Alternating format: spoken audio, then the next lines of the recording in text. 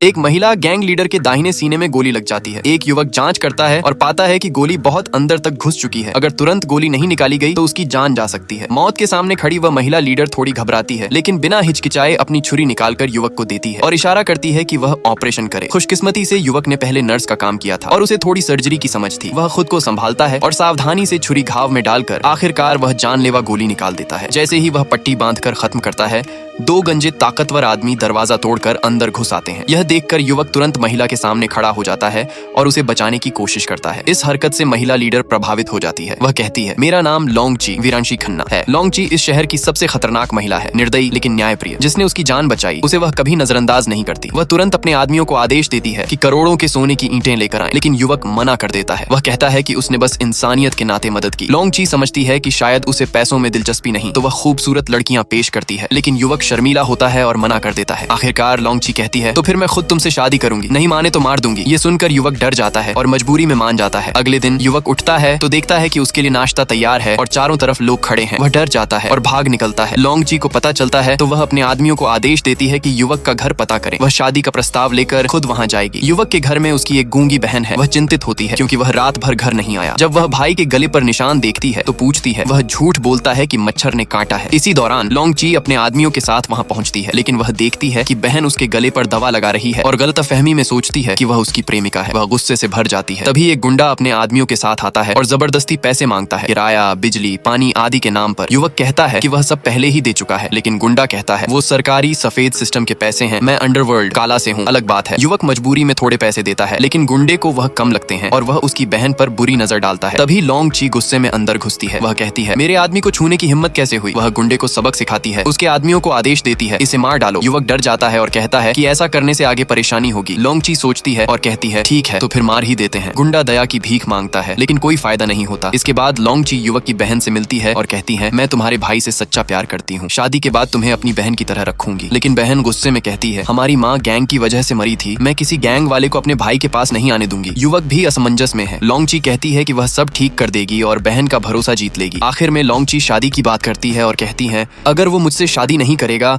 तो मैं उससे शादी कर लूंगी। वह भारी भरकम दहेज लेकर आती है, गाड़ियां, बंगले, सब कुछ, लेकिन बहन अब भी विरोध करती है।